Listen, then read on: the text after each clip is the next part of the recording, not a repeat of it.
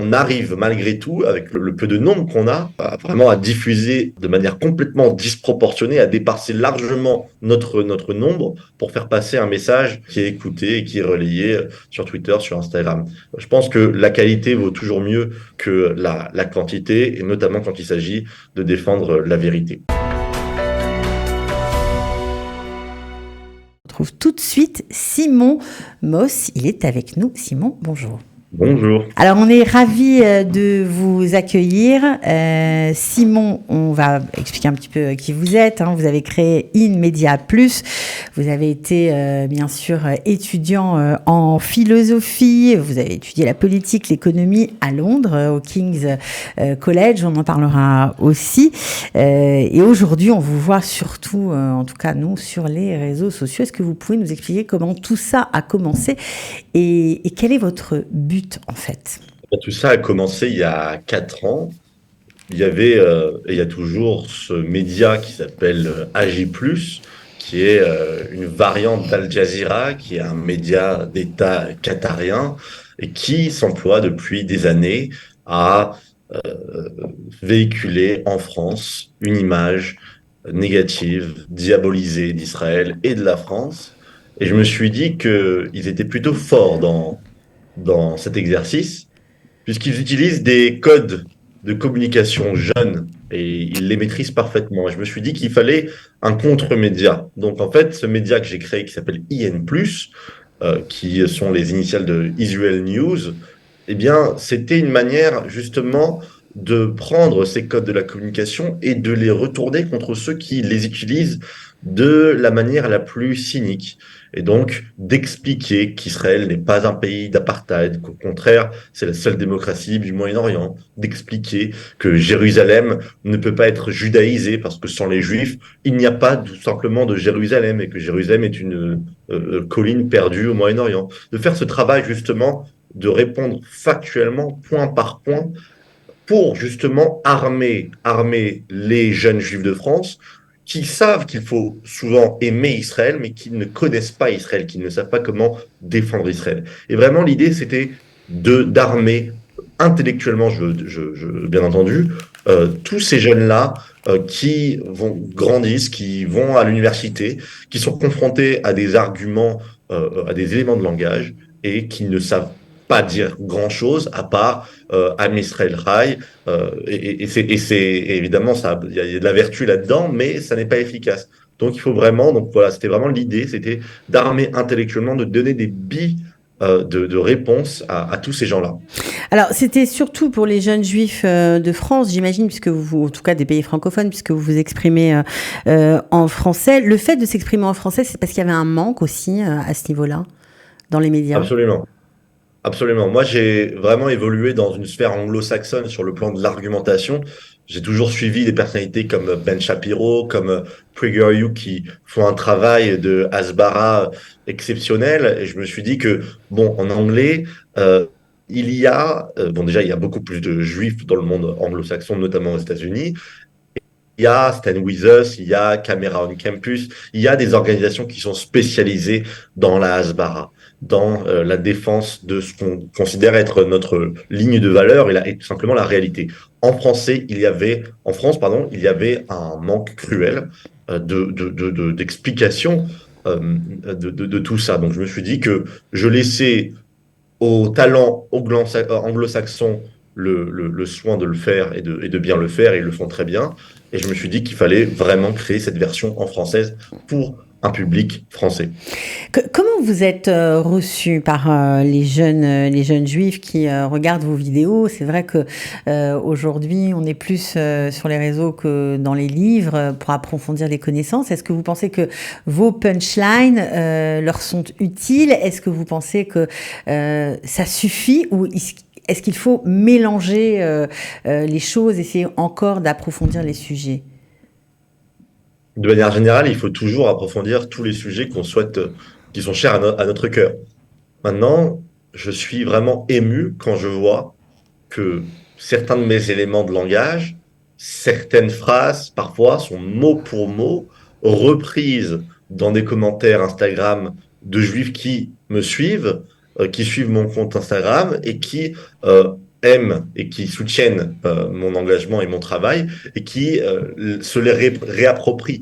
Et ça, pour moi, c'est la concrétisation de ce que je fais, c'est la concrétisation de mes objectifs, à savoir que ces dizaines de milliers de jeunes qui vivent en France et qui ne sont pas forcément, pour plein de raisons différentes, et c'est normal, férus d'histoire ou de géopolitique, eh bien, sachent au moins certaines bases et sachent au moins quoi répondre à un argument, par exemple, quand on nous dit qu'Israël commet un génocide à Gaza, eh bien, bim, la première réponse, c'est bah non, puisque à Gaza, la population augmente, ce qui ferait donc du génocide à Gaza le premier génocide dans l'histoire de l'humanité où la population augmente au lieu de chuter.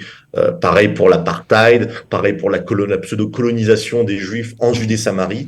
Je veux dire, la Judée, c'est le territoire historique qui donne aux Juifs leur nom, juif, on ne pourrait pas s'appeler juif s'il n'y avait pas de Judée, eh bien, c'est donc notre terre natale. Et donc, il y a un paradoxe, il y a une contradiction à dire que les juifs sont des colons en Judée. Et donc, quand je vois des milliers de jeunes, vraiment des milliers de jeunes, premièrement, leur message qui me disent vraiment merci Simon parce que tu nous donnes des armes intellectuelles pour répondre mot pour mot, fait par fait à de la désinformation, eh bien, c'est pour moi une grande victoire. Est-ce que vous êtes menacé? Parce que quand même, enfin, en tout cas, on encourage les gens qui ne vous connaissent pas à aller voir votre page Instagram et vos réponses, mais c'est vrai que vous taclez vraiment ceux qui font de la désinformation par rapport au conflit et par rapport à la guerre qui fait rage en Israël aujourd'hui. Est-ce que vous êtes menacé comme d'autres? Eh bien, écoutez, à l'heure actuelle, je ne suis pas menacé si on considère que des messages de haine ne représentent pas une menace. Je reçois quelques messages de haine, mais pas des menaces explicites. Par contre, je me rappelle qu'en 2021, quand il y a eu la guerre, encore une fois avec Gaza, j'avais fait un débat en live sur Instagram avec Tariq Ramadan sur un compte Instagram euh, très proche des frères musulmans, qui a 1 million d'abonnés, qui s'appelle Post Pas de Blédard. Et donc, j'ai débattu avec Tariq Ramadan et il y avait 13 000 personnes qui regardaient le débat en live. Et je pense que j'avais tellement énervé le camp d'en face qu'ensuite, j'ai reçu une salve de centaines de menaces, pour le coup, de vraies menaces islamistes, terroristes. Et j'ai dû faire profil bas pendant quelques mois. Mais ensuite, je me suis dit que si, si moi je ne pouvais pas m'exprimer, c'est-à-dire vraiment que alors que je suis pas à plaindre, que je suis même pas dans l'armée, que je suis en France, on est dans un pays libre, eh bien c'est qu'on a perdu le combat. Donc moi je suis très attaché à la liberté d'expression et je ferai toujours tout pour pouvoir m'exprimer. Est-ce que vous pensez, Simon, que la communication israélienne, au cours de cette guerre-là, qui a démarré le 7 octobre, on le rappelle, a changé? Jusqu'à présent, on ne montrait pas des images, il y avait beaucoup de pudeur dans ce que communiquait Israël, et c'est vrai que on avait l'impression qu'il y avait un manque de répondants par rapport à ce qui se passait en face, dans le camp adverse. De toute façon, je pense qu'il n'y a pas plus aveugle que celui qui ne veut pas voir. C'est-à-dire que on pourra toujours nous expliquer que les images que l'on montre, par souci d'information, et pour contrer la désinformation, sont fausses. On pourra toujours nous le dire. C'est le principe du complotiste. On pourra toujours dire oui, c'est l'armée israélienne, mais l'armée israélienne est biaisée dans cette histoire, donc elle invente, elle crée des images par intelligence artificielle, elle crée des enregistrements de toutes pièces. Donc, moi, je pense que ce qui a été très important de la part de l'armée israélienne, c'est quand elle a réuni un groupe de plusieurs, de centaines de journalistes internationaux, qui pour le coup, eux, sont habilités et qualifiés à répandre une forme de vérité, de retranscrire la vérité. Maintenant, pour le grand public, malheureusement, je pense que moi, je suis plutôt d'avis de garder cette forme de pudeur dans le sens où celui qui ne voudra pas être convaincu ne le sera pas. Donc, de toute façon, ça sert à rien de convaincre quelqu'un qui ne veut pas être convaincu. Voilà, alors quand vous parlez de convaincre, en même temps, il faut bien préciser que vous appuyez sur des faits, en fait, pour communiquer. Bien sûr, C'est ça votre force. bien sûr. Et C'est- ce que je veux dire par là, c'est pas qu'il ne faut pas essayer de convaincre. Je dis juste que ceux qui ne croyaient pas dans les images, je les soupçonne d'une faible intégrité morale. Et donc, c'est pour ça que moi, je dis toujours, quand je donne des petites conférences sur comment débattre face au camp adverse, je dis toujours, la première chose qu'il faut apprendre, qu'il faut savoir, ce n'est pas tant comment répondre ou quoi répondre, mais quand. La première des choses, c'est quand répondre. Quand on est sur Instagram, et qu'on a des contacts, qu'on pense être nos amis d'ailleurs, qu'on connaît depuis longtemps, et qui, à travers leurs réponses à nos stories, à travers leurs messages qu'ils nous envoient, nous font comprendre en fait que quel que soit le contenu de ce qu'on leur dira, eh bien, ça ne fera pas le poids à côté de leur détestation, de leur obsession à tenir Israël responsable de ce qui lui arrive, eh bien, on perd un temps immense. C'est pour ça que je veux convaincre avant tout je veux armer intellectuellement ceux qui sont convaincus d'être du bon côté, à savoir du côté de la défense d'Israël, et puis par cette euh, habilitation à se réapproprier la vérité, eh bien, ils vont convaincre eux la masse, le centre qui est neutre dans cette histoire. Mais de toute façon, on ne pourra jamais convaincre ceux qui sont engagés contre Israël. Mais ce qu'il faut, c'est en effet cibler le ventre mou, finalement le ventre neutre. Et c'est d'ailleurs comme ça que tous les candidats à une présidence, à une campagne présidentielle opèrent. Il faut toujours viser le centre neutre, ceux qui n'ont pas vraiment d'avis sur la question.